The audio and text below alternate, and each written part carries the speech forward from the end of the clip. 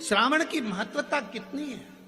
इधर नारायण, इधर भगवान शंकर, दोनों एक दूसरे को देख रहे हैं, दोनों की सुध नहीं है, दोनों की सुध। इधर भगवान विष्णु है, इधर भगवान शिव है, दोनों का ध्यान एक दूसरे के प्रति है, एक दूसरे। और शंभु शरण मांगू घड़ी रे घड़ी, दुख काटो दया करीन दर्शन। ओ शंभु शरण मांगू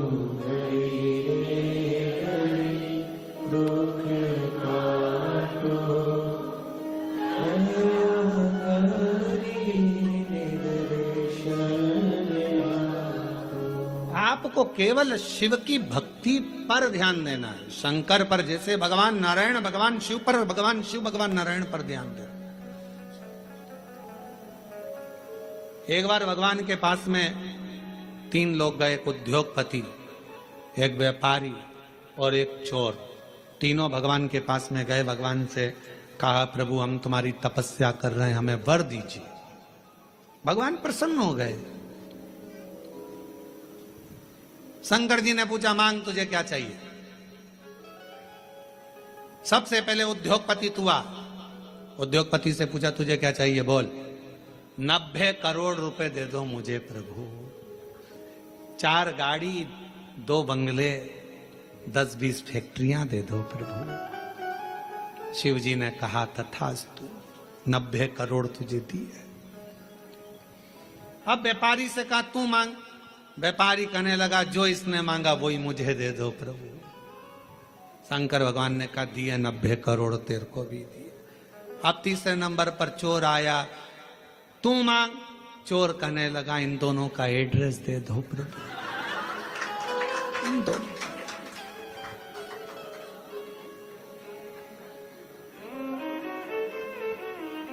क्योंकि आपसे कहूं कि उद्योगपति ने जो मांगा वो दो तो 90 करोड़ मिलेंगे, और अगर कहूं तो व्यापारी ने जो मांगा वो दो तो 90 करोड़ मिलेंगे।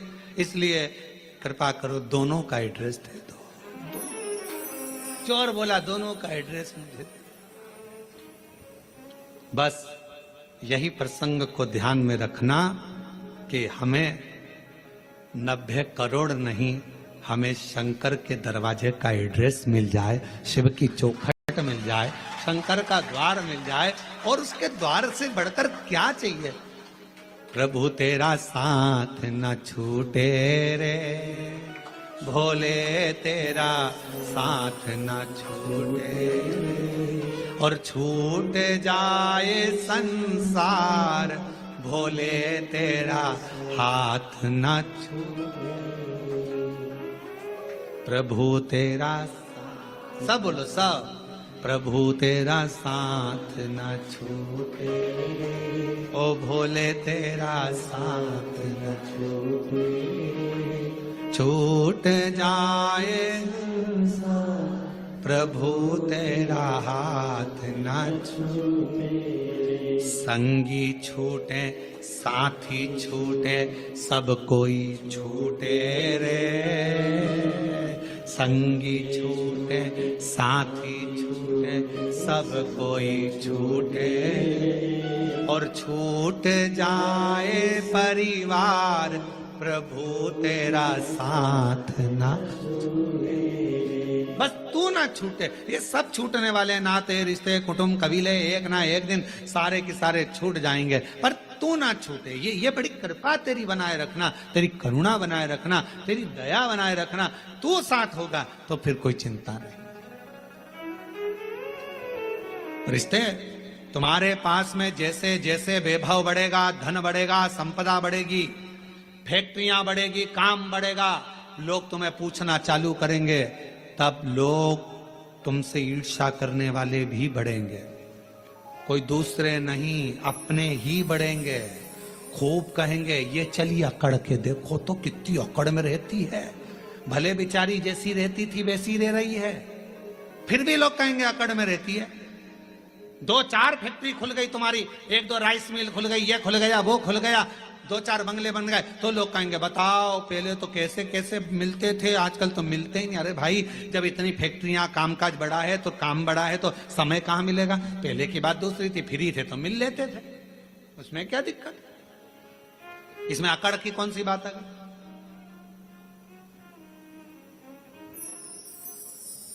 पर दुनिया की रीत है, वो दुनिया में दोष देखते हैं। शिव जी और भगवान नारायण दोनों एक दूसरे को देख रहे थे। सावन की महत्वता क्यों है, ये शिव महापुराण की कथा कर रही है। दोनों एक दूसरे को देख रहे। दक्ष प्रजापति का आगमन हुआ, उसी सभा में दक्ष प्रजापति का आगमन हुआ तो दक्ष प्रजापति ने आते ही कुछ नहीं देखा, सबसे पहले अपने दामाद को देखा। ऐसा होता है, किसी किसी के 4-5 दामाद होते हैं ना, 2-4 दामाद, 2 हो 4 हो 3 हो जितने भी हो, उसमें एक दामाद तो बहुत पैसे वाला है, बहुत करोड़पति, अरबपति, धनपति, ससुर का ध्यान उस पर नहीं जाता। और एक दामाद जो बहुत, लड़की रोज घर पे आकर बोलती थी मम्मी वो तो ऐसा करते हैं, मम्मी वो तो वैसा करते हैं, मम्मी वो तो जैसे ही दामाद दिखा वैसे ही दक्ष प्रजापति का ध्यान शिव जी पर गया। सब बैठे थे, रति के पति कामदेव भी बैठे थे, भगवान विष्णु भी बैठे थे, ब्रह्मा जी बैठे थे, सारे के सारे सभा में इंद्रदेव सब बैठे थे, चंद्रदेव आदिक आदिक शंकर, दक्ष प्रजापति के 60 दामाद वहीं पर बैठे हुए थे।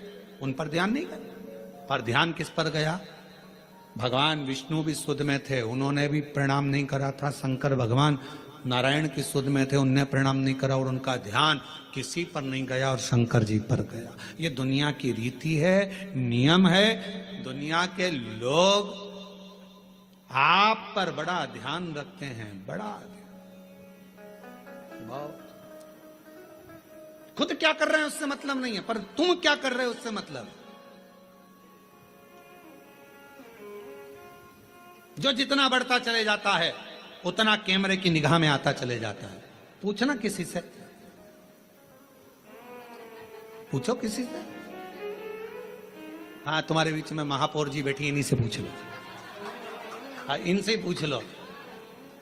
चुनाव नहीं लड़ा था उससे पहले ये कहीं पर भी चले जाएं, कहीं पर भी जाएं, कैसे भी बैठ जाएं, कैसे भी खा ले में, कैसे भी रह ले में, पर जब महापौर बन गए तो फिर थोड़ा कोई शब्द भी बोलना है तो बड़ा सोच कर बोलना पड़ेगा, नहीं तो मीडिया बड़ा बहुत ध्यान रखना पड़ता है, बहुत स्मरण। कोई सोशल मीडिया पर ये ना आ जाए, कोई बात ना आ जाए, कोई बात ना आ जाए। अब हम तो इतनी छाट कर बड़ी मुश्किल से सोच सोच कर विचार कर पूरी पुराणों को पढ़कर कथा लेकर आते हैं और उसको यहाँ बाजते हैं, तो भी लोग बैठे बैठे यही सोचते रहते हैं इसमें गलती कौन सी निकालना है। आज महाराज कुछ बोलेगा तो मैं उसमें गलती निकाल लूंगा, गलती निकाल लूंगा तो पुतले जलाऊंगा। अब उनको लगता है पुतला जलाने से महाराज अच्छा हो जाएगा। अरे भाई, गलती करना मनुष्य का काम है और माफ करना उस परमात्मा का काम है। अगर मानव गलती नहीं करेगा तो कौन करेगा, कौन करेगा।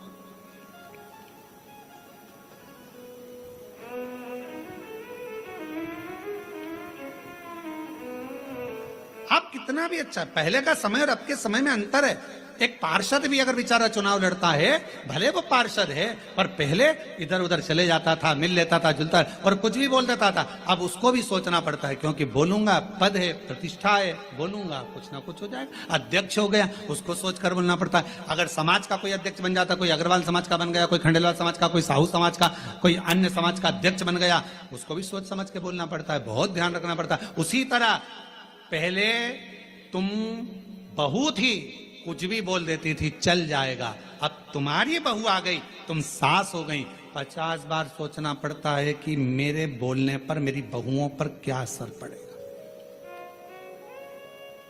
पहले तुम्हारा मन करता था, रसोई घर में गई, बनाया, चाट बनाई, भेल बनाई और खा खुआ के और बढ़िया बड़ा पाव वगैरह सब बना बुनो के खा पी के अपने कमरे में जाती। बहू थी, अब तुम सास बन गई, अब तुम खुद रसोई घर में नहीं जा सकती। अब तुम्हें कहना पड़ेगा, बेटा आज मेरा मन कर रहा है, और मन करेगा तो भी नहीं खा पाओगी री, मन करेगा तो भी नहीं खा पाओगी। क्योंकि बहुएं कहेंगी बताओ मम्मी का दिन भर जीवान चलती रहती है, तो बेचारी वो भी ना खा पावे है, तो फिर वो बना रही है, जो सब्जी बना लेगी बेचारी सास खा लेगी, जो बनाएगी वो सास खा लेगी, कभी नहीं कहेगी कि ये बनाओ कि जो, और रोटी भी नहीं होगी तो बची हुई कल की खा लेगी, सुबह की खा लेगी, पर कभी नहीं कहेगी। क्यों? क्योंकि उसका पद बढ़ गया। पद पिता का बढ़ा, उसको भी मर्यादा में रहना पड़ा। माँ का पद बढ़ा, उसको भी मर्यादा में रहना पड़ा। अगर गुरु का पद बढ़ा, उसको भी मर्यादा में रहना पड़ा। एक अतिथि का पद बढ़ा, उसको भी मर्यादा में रहना पड़ा। एक धीरे धीरे पुलिस कर्मचारी कांस्टेबल से जब टीआई बना, टीआई से ऑफिसर बनता बनता बनता बनता ऊंचे पद पर पहुंच गया, तो उसको भी कायदे में रहना पड़ेगा। पद बहुत ध्यान रखने वाला। पर दक्ष प्रजापति का ध्यान भगवान विष्णु पर नहीं गया, दक्ष प्रजापति का ध्यान सीधे शिव जी पर गया। क्यों? भोले थे, सहज थे, सरल थे, ऊंचे पद पर बैठे थे, देव अधिदेव महादेव थे, इसलिए सबसे पहला ध्यान उनका शंकर जी पर गया। और शिव जी पर क्यों गया? ये तो सब देव हैं, तुम तो महादेव हो ना, और महादेव होकर मैं तुम्हारा ससुर, तुमने मुझे प्रणाम नहीं करा।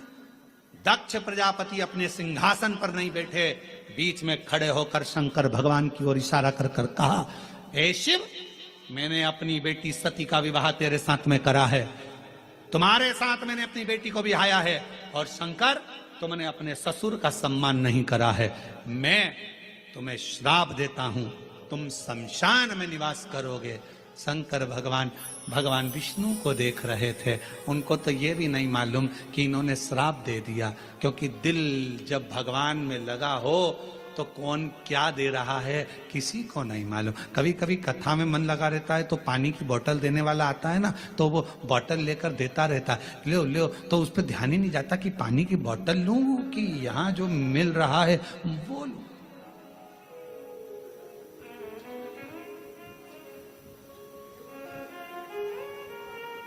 जो मिल रहा है,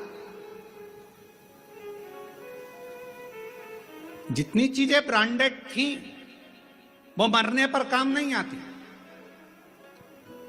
ब्रांडेड घड़ी मरोगे तब काम आएगी क्या? अरे बोल दो तो नहीं। ब्रांडेड सोफा,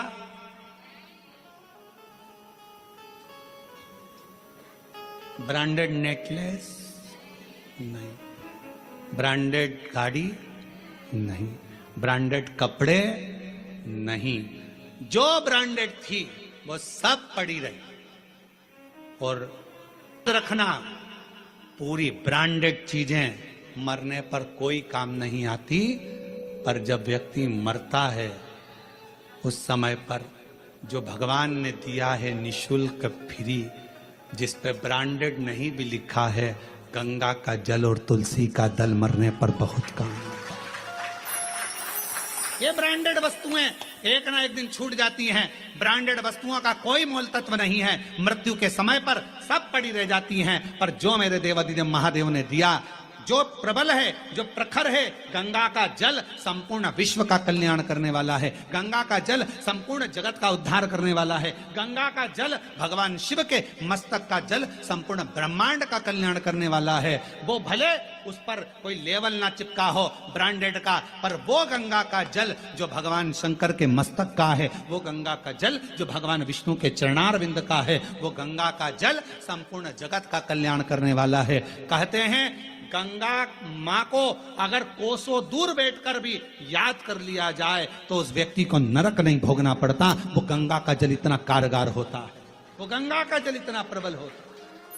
ब्रांडेड कपड़े, ब्रांडेड वस्तुएं, ब्रांडेड सामान सब पड़ा रह जाता है, पर वो गंगा का जल जिसको निशुल्क मिल रहा है, पृथ्वी पर निरंतर बह रहा है, वो गंगा का जल मरते समय अगर मुख में आ गया, तुलसी का दल मुख में आ गया, तो तुमको फिर वापिस जन्म नहीं लेना पड़ता। स्वयं परमात्मा की शरणागति की ओर जीव चला जाता।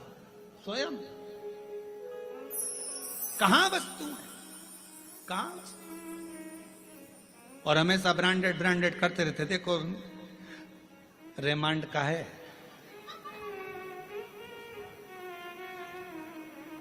इतने सारे सेठ मरे, कितने लोग करोड़पति मरे, आज तक उन्होंने अपनी वसीयत में नहीं लिखा रे कफन रेमांड का लाना। ये वाली कंपनी का कफन लाना, ये वाली कंपनी की मटकी लाना, और ये वाली कंपनी की लकड़ी लाना, और ये वाली कंपनी की चिता बनाना, और कंपनी का ही बांस लाना, और कंपनी का ही घास लाना। पूरी जिंदगी अपने शरीर का नाप देते रहे, ऐसा कपड़ा बनाना, ऐसा कपड़ा बनाना, ऐसा कपड़ा बनाना। पर मरने के बाद जब कफन का कपड़ा लेने के लिए, अर्थी पर बांधने का कपड़ा लेने के लिए कोई संसार का व्यक्ति जाता है ना, बस जाकर कह देता है भैया कपड़ा दे दो। उसने नहीं पूछा कि नाप कितना है, उसको मालूम है कितना नाप का है। मरने के बाद नाप नहीं देखा जाता, मरने के बाद तो नपा नपाया शरीर है, नपा। इसलिए निवेदन है, 4 कंधे 40 कंडे कोई भी दे देगा, कोई भी। 4 कंधे 40 कंडे तो कोई भी दे देगा, पर वो 4 भुजानाथ और 4 हाथ वाले से मिलाने वाला कोई नहीं मिल पाएगा, वो नहीं मिल पाएगा। ये तो कोई भी दे देगा, किसी का मन होगा दे दिया, चलो बेचारा जा रहा है कोई नहीं है, साथ दे दो, कौन देगा? सब दे देंगे। यहां भी वहां भी दोनों ओर है, दोनों ओर, दोनों। ब्रांडेड वस्तुओं का त्याग। कभी कभी ये भी अपने अंदर एक प्रतिज्ञा करो, सावन का सोमवार है, 5 सोमवार मैं गंगा का जल पीऊंगी। करो प्रतिज्ञा। नहीं प्रतिज्ञा, 5 सोमवार में एक दिन साबूदाने की खिचड़ी खा लूंगी, एक दिन चिप्स खा लूंगी, एक दिन सिंगाड़ा के आटे का हलवा और खीर। अभी आज का तो सोमवार निकलने दो महाराज, अगले सोमवार की फिर तैयारी हो जाएगी। अब अगले सोमवार क्या क्या खाऊंगी। रात को पति से पूछा अब मैं अगले सोमवार क्या खाऊं। पति भी हाथ जोड़कर बोला मेरे प्राण मत खा, बाकी के तुझे जो खाना है खा, शांति। मेरे प्राण मत खा, शांति। निर्मलता का भाव।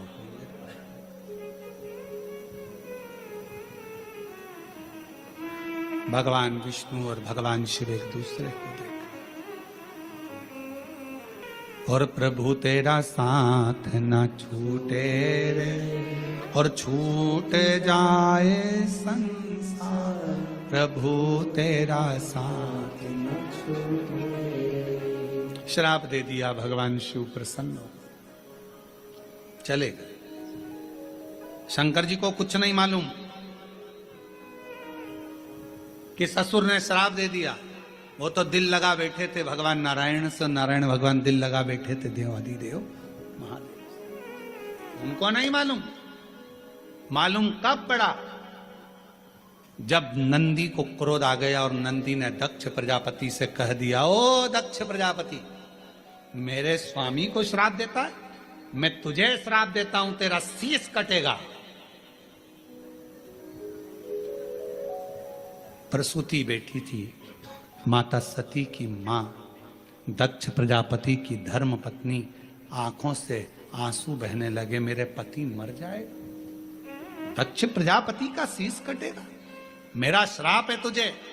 नंदी ने कहा, जैसे ही नंदी ने कहा शंकर भगवान ने रोका, इतनी देर में तो श्राप निकल चुका था। नंदी को लेकर शिव जी चले गए। प्रसूति के मन में भाव उत्पन्न होने लगा, मेरा पति मर जाएगा, मेरा पति मर जाएगा, मेरे पति की रक्षा कैसे करूं, क्या करा जाए कि पति की रक्षा हो जाए।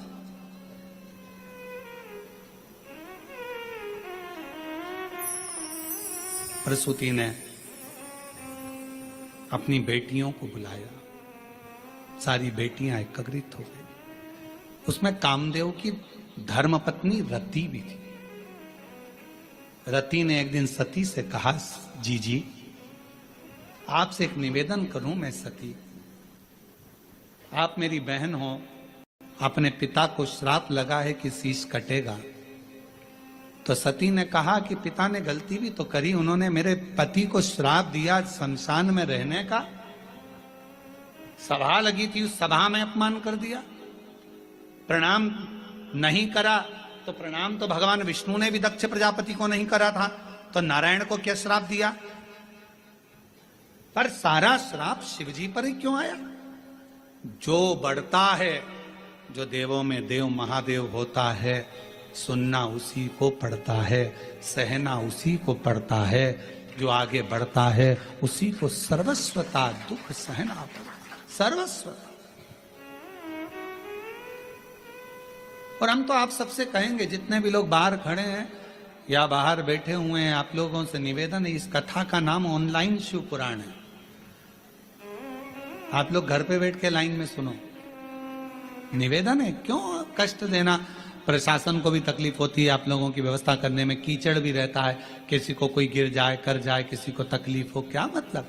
ऑनलाइन इसका नाम है, अपने घर पर आराम से इस कथा का लाभ लो। कोरबा वासियों के लिए कथा हो रही है, और प्रशासन को धन्यवाद दो, कम से कम उन्होंने इस ऑनलाइन कथा को कोरबा में करने की इजाजत तो दी, इसके लिए धन्यवाद देना चाहिए प्रशासन को। और आपको और सबको मिलकर प्रशासन का साथ देना चाहिए, जिससे ये लोग जितने लोग खड़े हैं, कोई बुजुर्ग है, कोई कीचड़ में है, कोई पानी में है, कोई गिरे ना पड़े ना, प्रशासन अपना और अपन प्रशासन के, घर पर रहकर इस कथा का लाभ लो। ऑनलाइन कथा, शिव तत्व को धारण करो। एक हॉल की कैपेसिटी के अनुसार, कुर्सियों के अनुसार जितनी व्यवस्था है उसके अनुसार रहें, बाकी के सब कोई द्वार पर भी ना खड़ा हो, कोई खड़े रहकर कहीं पांव में लग रही, कहीं कोई कीचड़ लग रहा, सब आराम से कथा का लाभ अपने घर पर रहकर सुनो और अपने जीवन को धारण करो। हम तो बाबा के भरोसे चलते, हम तो बाबा के भरोसे चलते, ये दुनिया वाले जलते, ये दुनिया वाले जलते, भोले बाबा के भरोसे चलते, डमरू वाले के भरोसे चलते, काशी वाले के भरोसे चलते, सीहोर वाले के भरोसे चलते। हम उसके आश्रित हो जाएं, और जब आश्रित हो जाएंगे, सती माँ कहती हैं, माता प्रसूति से अपनी बहन रति से कहती हैं, गलती पिता की भी है, उन्होंने मेरे स्वामी को श्राप दिया, अपशब्द कहा। माता सती माता प्रसूति से कहती हैं कि शिव की आराधना करो। अब क्या करा जाए? लोग पूछते हैं सावन का महीना इतना प्रिय क्यों शंकर जी को? पूरी कथा का स्मरण है, आज की पूरी कथा उसी पर चली है। सावन का सोमवार क्यों प्रिय है, सावन का महीना क्यों प्रिय, उसी पर पूरी कथा, पूरी कथा। प्रियता कैसे? प्रसूति से कहा आप शिव की आराधना करो। आया समय, श्रावण के महीने के पहले आषाढ़ का महीना, बाबा के यहां पर माता प्रसूति ने पत्र भेजा, कैलाश पर निवेदन करा, मेरे आतिथ्य को स्वीकार करिए, दक्ष प्रजापति के महल में पधारो, आप हमारे दामाद हैं, हमारी बेटी को लेकर आइए, आपका स्वागत है। शंकर भगवान तो नेत्र बंद कर कर बैठे हुए थे, उनका ध्यान नहीं गया कि मुझे पत्र किसने दिया। अपनी बात किसके माध्यम से पहुंचा रहे हो वो भी सोचना पड़ता है। बहुत ध्यान देना महाराज इस बात के लिए। दो तीन तरह के व्यक्ति होते हैं, कोई ऊंचे पद पर बैठा हुआ व्यक्ति है और उस तक अपनी बातों को पहुंचाना है, तो एक व्यक्ति होता है, लाओ मैं तुम्हारी बात पहुंचा दूंगा, मैं तुम्हारी बात वहां तक पहुंचा दूंगा, अभी अभी पहुंचा दूंगा, तुम चिंता मत करो। दूसरा कहता है हाँ उनसे हमारी रिश्तेदारी है, परंतु हम प्रयास करेंगे आपकी बात पहुंचाने का। और तीसरा व्यक्ति होता है, वो तो मेरा दोस्त है, मैं अपनी बात तो तुरंत कह दूंगा। तीन तरह के लोग। अब आप अपनी बात शंकर जी तक कैसे पहुंचाएंगे, ये आपके ऊपर निर्भर करता है। माता प्रसूति ने देवऋषि नारद से पत्र भेजा भगवान शंकर ने नेत्र नहीं खोले। माता प्रसूति ने फिर पत्र पहुंचाया दक्ष प्रजापति के सेवादारों से, शिव ने नेत्र नहीं खोले। अब माता प्रसूति पत्र लेकर गई, शिवजी नेत्र बनकर कर बैठे थे और माता प्रसूति ने वो पत्र देव ऋषि नारद को नहीं, किसी गण को नहीं, सीधे नंदी को जाकर देना चाहा। पर नंदी तो पत्र लिए नहीं, तो नंदी के कान में माता प्रसूति ने कह दिया, मेरे शंकर भगवान को, मेरे दामाद को आप मेरे घर पर लेकर आओ, मेरे घर पर। नंदी ने सुना और नंदी ने सुनते सही प्रसूति तो चली गई। आज शंकर भगवान नंदी पर विराजमान मां सती के साथ भ्रमण के लिए निकले थे, भ्रमण के लिए निकले थे। और भगवान नंदी ने कह दिया, आज का भ्रमण प्रभु मेरे मन है आपके ससुर के घर चलना चाहिए। शिव जी मुस्कुराकर बोले, तूने ही श्राप दिया है उनका सिर कटने का और तू ही वहां ले जा रहा है, और तुम्ही ने दर्द दिया है तुम्ही दवा देना, तुम्ही ने श्राप दिया और तुम्ही लेकर जा रहे हो। हाँ प्रभु मेरा मन है, चलो। श्रावण का प्रथम दिन भगवान देवाधिदेव महादेव अपने ससुराल आए। प्रसूति मां ने रंगोली डाली है, सत्कार करा है, बंदरवाल सजाए हैं शिव के आगमन के लिए। प्रसूति जैसे ही आगमन के लिए, सत्कार के लिए इतना ताम झाम लगाई, माता सती को लगा हमेशा मेरी बहन आती थी, उनका सत्कार होता था, उनके पतियों का सम्मान होता था, पर पहली बार मेरे पति का सम्मान इतना हो रहा, मेरे पति का समझ नहीं आया। इतना आदर, इतना सम्मान, ओ हो।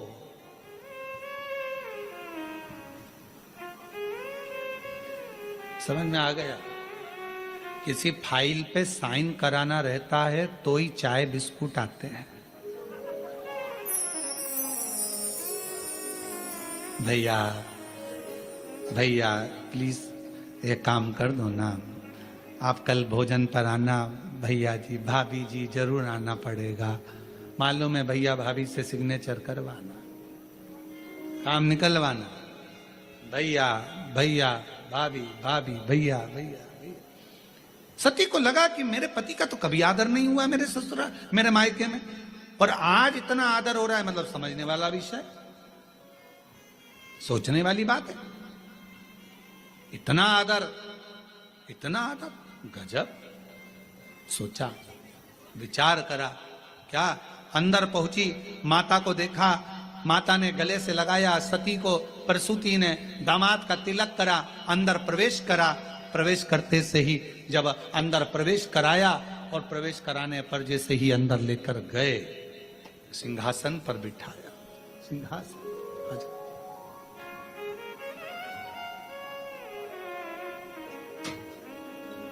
शंभू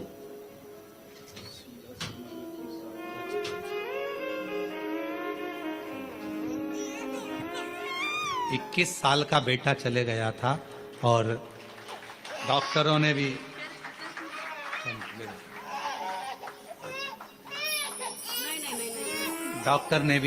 मना कर दिया था कि मां नहीं बन सकती, पर 21 साल का बेटा जाने के बाद बाबा से प्रार्थना करी, टीवी के सामने बैठकर कथा सुनी और बाबा की कृपा से 24 साल के बाद फिर बाबा ने संतान दी। शादी को 30 साल हो गए हैं और 24 साल के बाद संतान हुई। जोरदार ताली बजाइए एक बार भाव। और तेरी कृपा का क्या है भरोसा, कब किस जरा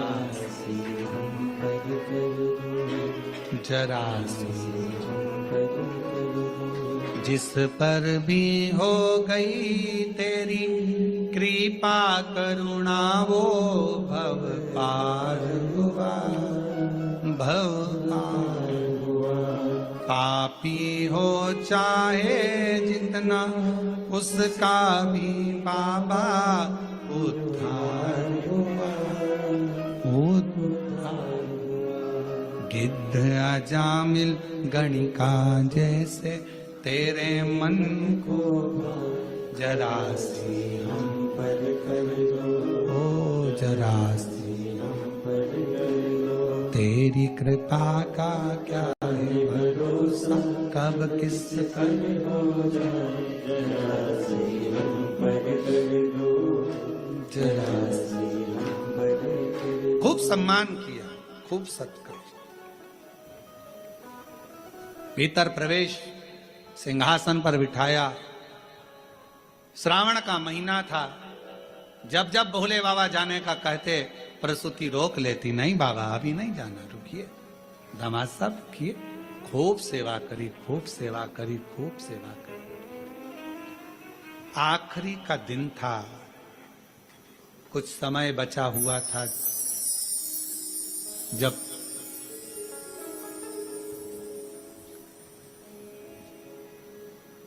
चंद्रमा घटत पे था। प्रसूति के मन में भाव जागृत हो गया। सती से पूछा, बेटा तेरे पिता के शीश कटना है, क्या करूं तू बता। कहा, जिस रात्रि पर स्वयं शिव अपने भक्तों की दुखों को हरते हैं, मां सेवा करते करते श्रावण की शिवरात्रि भी आ गई। खूब सेवा करी। शिव जी बड़े प्रसन्न हुए कि आज मेरी प्रागट्यता का दिवस है और इतना सम्मान किया गया। बढ़ते बढ़ते पूरा श्रावण का महीना निकल चला, पूरा आखिरी का दिन था। बाबा जाते जाते प्रसूति की ओर देखे। सासू मां ने हाथ जोड़कर कहा, मेरी एक विनती स्वीकार करेंगे आप। शिव जी ने पूछा, कौन सी विनती। भोलेनाथ, मेरे पति को श्राप लगा है, शीश कटेगा उनका। पति को श्राप है, शीश कटेगा उनका। शिव जी ने कहा, श्राप दिया है नंदी ने, और मेरे भक्त नंदी का बात को मैं टाल नहीं सकता, वचन तो उसका पूरा होगा, शीश कटेगा ही ये निश्चित है, क्योंकि नंदी का वचन है और नंदी के वचन को मैं टाल नहीं सकता। मैं नंदी के वचन को टालूंगा नहीं, शीश तो कटेगा, ये निश्चित है। बाबा कुछ तो करुणा करो।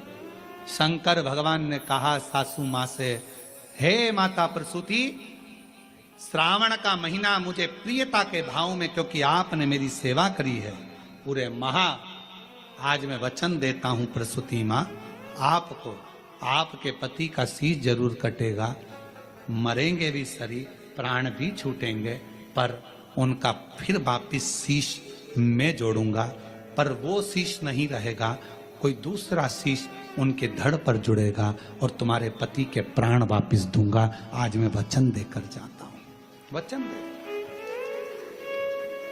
शिव महापुराण की कथा कहती है, श्रावण का महीना शिव जी को इसलिए प्रिय है क्योंकि उनके जहां आदर नहीं होता था, सम्मान नहीं होता था, सत्कार नहीं होता था, उस स्थान पर भी भगवान दक्ष प्रजापति के घर पर 1 महीने तक आदर सम्मान सत्कार हुआ। शिव जी ने वर दे दिया, जिसके घर में भले मुझे रखने की जगह ना हो, जिसके घर में मुझे पूजने की भी जगह ना हो, अगर श्रावण के महीने में कोई दिल से मुझे पुकारेगा, हृदय से मेरे को नाम लेकर पुकारेगा, मेरा उच्चारण करेगा, पूजन करेगा, आराधना करेगा, 1 लोटा जल श्रावण के महीने में अगर समर्पित करेगा, तो शिव कहते हैं जैसे मैंने अपने सास के, मेरे दक्ष प्रजापति को जैसे मैंने पुनः जीवित किया है, शिव जी कहते हैं मैं उसको धान्य वैभव संपदा से परिपूर्ण कर दूंगा। ये मेरा वचन है, ये मेरा वचन। हे प्रसूति मां, ये श्रावण का महीना जिसमें तुमने मेरी आदर करा, सम्मान करा, सत्कार करा, संसार का मनुष्य इस श्रावण के महीने में मुझे जल अर्पण कर कर मनवांछित फल की कामना कर कर फल की प्राप्ति कर सक। श्रावण की महाराज, ये श्रावण का साधारण सा महीना नहीं है, श्रावण का कोई साधारण सा महीना नहीं है।